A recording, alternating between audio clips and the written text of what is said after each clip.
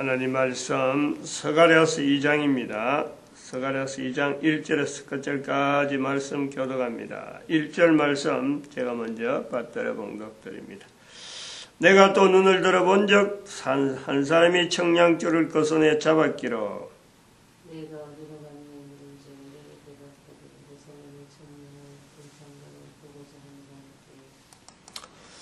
스가랴서 2장에서 하나님의 진노라는 표현에 대한 우리가 그 진노와 여호와 하나님 하는 이 내용은 우리가 생각하는 내용과 같이 연결은 할 수 없는 겁니다. 이것은 그러나 여호와의 진노, 하나님의 진노라고 하는 이 표현이 있다는 것은 또한 우리 인간들이 알 수 없는 어떤 존재, 여호와에 대한 하나님에 대한 존재도 우리가 쉽게 이것을 설명을 할 수 없어요. 그러나 또 여호와의 진노, 하나님의 진노라고 하는 이 표현이 있는 것을 통해서 하나님 외에, 인간 외에 또 하나의 존재에 대한 실체를 우리가 겨냥을 하고 가늠을 한다 이거죠.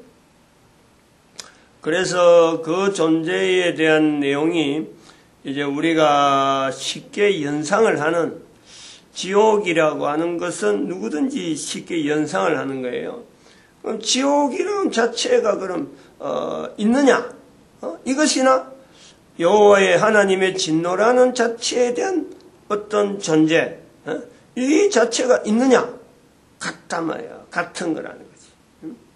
그래서 하나님의 진노를 바르게 해석하면은 우리 인류 사이에 도움이 될 수 있는 요소에서 지옥을 바르게 이제 보는 데에 바로 사탄이 하나님의 진노라고 하는 그 실체다. 하나님의 진노와 사탄은 별개가 아니고 하나님의 진노, 하나님이 표현하는 그 어떤 사탄에 대한 그 존재를 일컫는 그런 내용의 하나님의 진노라는 그 표현이 맞고, 그 다음에는 이 사탄이라고 하는 존재가 하나님의 진노라고 하는 부르는 대상이라면은 그 상태, 어떤 상태에 있느냐 할 때 그건 지옥의 상태에 있다 이거죠. 그래서 지옥과 사탄, 하나님의 진노, 이걸 우리가 같이 연결하는 내용으로 본다.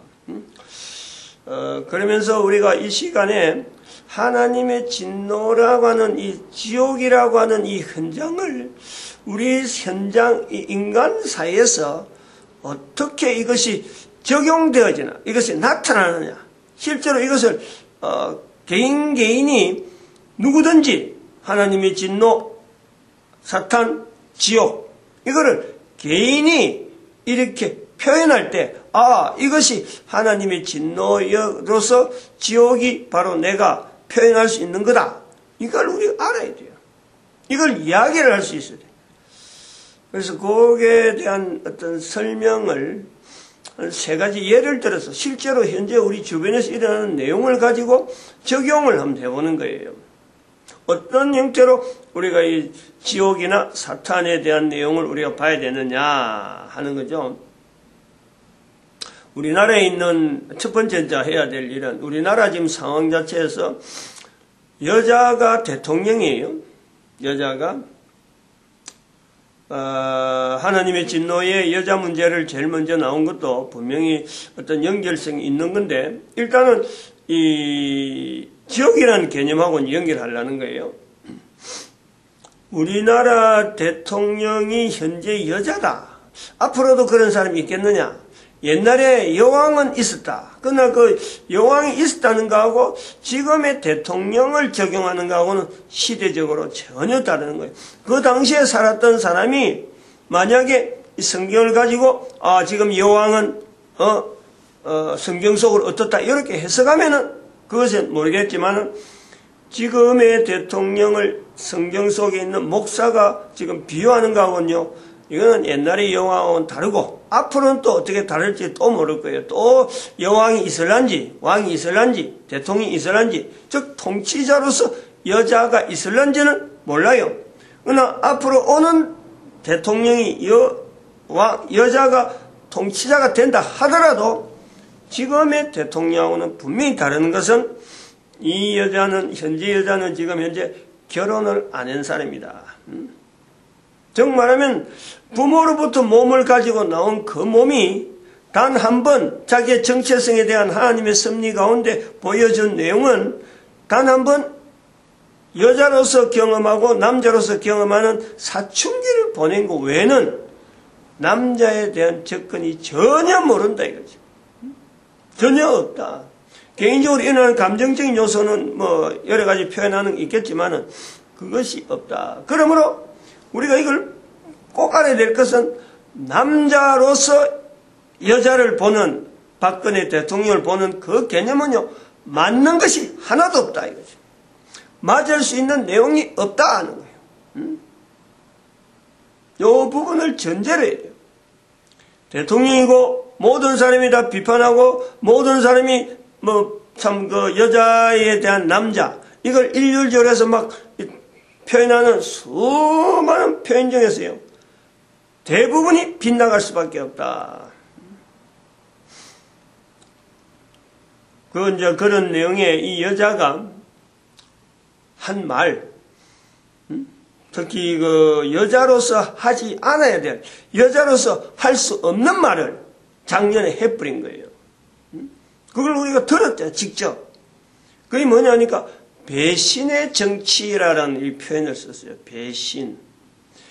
배신이라는 단어는 여자가 쓰는 말이 아닌 거예요. 이건 분명해요.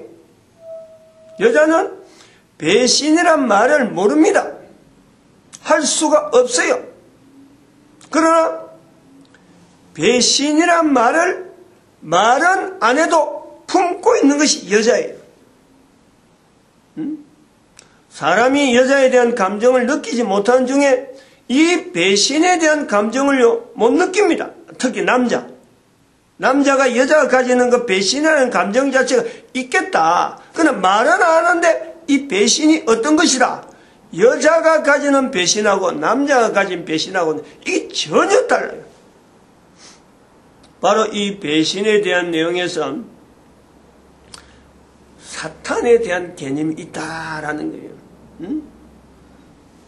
창세기 3장에 여자에게 접근하는 뱀의 모습이 나오는데 이 뱀이 행동이 나중에 하나님 앞에서 뱀에 대한 하나님의 질책이 나옵니다. 그러면 여기에서 제일 당사자가 뱀에 대해서 가장 먼저 가지는 당사자는 여자입니다. 여자가 뱀에 대해서 하나님에 의해서 이렇게 딱 정제되어지는 내용을 이렇게 볼 때 여자가 가지는 내용은 배신이에요. 배신. 그렇게 배신당할 존재로 아닌 상태로서 만나고 대화가 되어질 정도로 서로 간에 오랜 동안에 어떤 관계가 있는 거예요. 에덴 동산에서 그 관계라는 것은 알 수가 없는 거예요. 선악이라고 하는 선악이라는 나무의 실과를 먹지 말라. 그 선악이라는 나무의 실과에 대한 관계. 이건 우리 인간이요. 창조 이후에 여자로 또 남자로 지어진 부모로 통해서 흘러내려오는 혈통을 가진 우리 인간으로서는요. 어떤 것도 알 수가 없습니다. 그 연대도 알 수 없고 그 관계성에는 어떤 내용을 알 수가 없어요. 그 오랜 동안의 기간 그것이 어느 정도 기간인지 알 수가 없는 거예요. 그동안에 가졌던 것에서의 단절이에요. 단절. 대화를 할 수 있는 사람이 나오는 말로 가지고 사탄하고 대화를 할 수 있는 관계, 말이 통하는 이런 관계, 대화가 되어지는 이런 관계는요, 이게 보통 관계가 아니라는 거예요. 사람이 뱀하고 말을 한다. 어떤 짐승하고도 말을 하겠죠. 뱀만 하겠어요. 수많은 여러 사람하고 여러 어떤 개체들하고 이야기를 하는 거는요, 우리 인간들이 알 수가 없어요. 그런데 뱀에 대해서 나타나면서 정제가 되어질 적에 다른 사물에 대해서도 가지고 있던 여러 가지 어떤 그 신뢰성, 어떤 그 깊은 공종 관계에 있었던 그 개체가요, 그 관계가 깨어진다. 이거는 현재 살아있는 남자, 여자 중에서요, 남자는 도무지 설명할 수 못하는 거예요. 이 내용에 창세기 3장에서 뱀과의 여자의 관계가 끊어진다. 이거는 이 느낌을 나타내는 내용은 여자밖에 없는 거예요. 근데 여자들이 가지는 이 내용을요, 말로서 설명할 수가 없어요. 감정적인 부분이니까, 정이니까. 지정어신에서 정 부분에 이걸 설명할 수 있다. 사랑한다, 내가 내한테 미안하다, 이런 내용을요, 이걸 표현을 하지만 설명은 못하는 거예요. 남자들이 가진 내용은 지적인 그거는 설명이 가능해요. 전수가 가능해요. 그러나 감정 부분은 이게 안 됩니다. 설명이 안 되는, 그럼 품어가는 거예요. 이 품어가는 것이 전수가 된단 말이에요. 전수가. 하와에게서 다음에 나오는 또 다른 여자들, 성경에 없는 수많은 여자들이 동일하게 하와가 가졌던 것이 오늘 지금 현재 여인들에게 똑같이 있다. 이걸 부인하면 안 되는 거예요. 여자 대통령이 처녀락하는 것에 대해서 남자들이 모른다. 모르는 것이 훨씬 많다. 여자라는 것에 대해서 알 수가 없다는 거지. 그리고 여자가 가진 감정, 이 사탄과의 그 끊어지는 그 관계에서 배신이라고 하는 것에서 대상이 사탄이라. 여자가 쓰는 말에서 배신이라는 말이 나올 때는 이게 사탄적 표현이라는 거예요. 사탄을 향하는 표현이다. 이걸 우리가 사탄적이라고 할 때 여자가 사탄이라는 게 아니고 사탄에게 하는 표현이다. 이걸 남자들이 알아야 돼요. 이걸 받아들여야 돼요. 입에서 나올 수 없는 말, 분명히 여자가 했다. 그러면 이것은 사탄에 대한 표현으로서 우리가 창세기에 있는 그 표현을 우리가 접근해 봐야 된다. 근데 이거는 또 한편으로는 여자가 배신이란 말을 했을 적에 이 배신이란 말은 절대로 여자끼리는 못한다. 적용이 안 된다는 거예요. 아무리 여자끼리 배신해도 여자가 여자를 향해서 배신의 말을 하지를 않습니다. 이거는 첫째가. 저는 이걸 그야말로 신앙적으로 받아들여야 돼요. 여자는 여자에게, 어느 여자에게든지 배신의 말을 쓸 수가 없어요. 서로 간에 같이 느끼는 거지. 정이니까, 이 지정의신의 정 부분이니까 배신이라는 말은 쓸 수가 없는 거예요. 쓰질 않아요. 그러면 배신의 정치를 할 때 이 배신이라는 말은 남자를 나타내는 거예요. 남자. 그러면 남자에게 나타냈을 때 그 남자가 그런 말을 듣는다 그러면요, 이 내용은 어디로 가야 되느냐? 역시 창세기에 가는 거예요. 창세기에 하나님께서 사탄에게 물어봤다. 왜 이래 그랬느냐?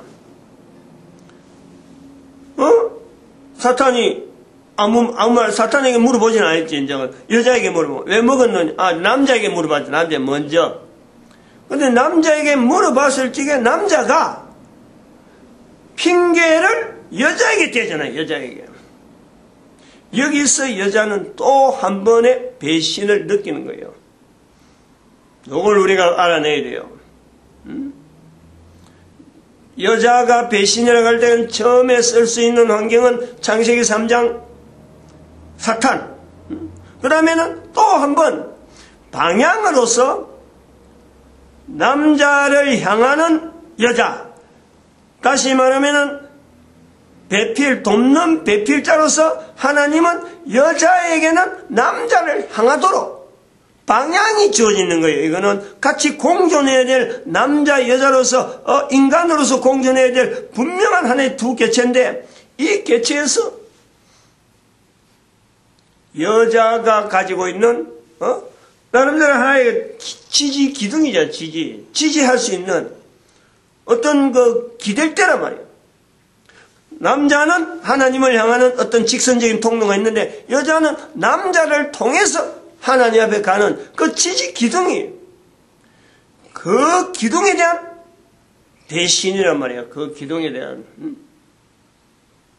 그걸 인간들이, 특히 남자가, 그걸 전체 인류가 여자가 가진 그 창세기 3장에 나는 그 감정 배신을 어떻게 표현하겠어요?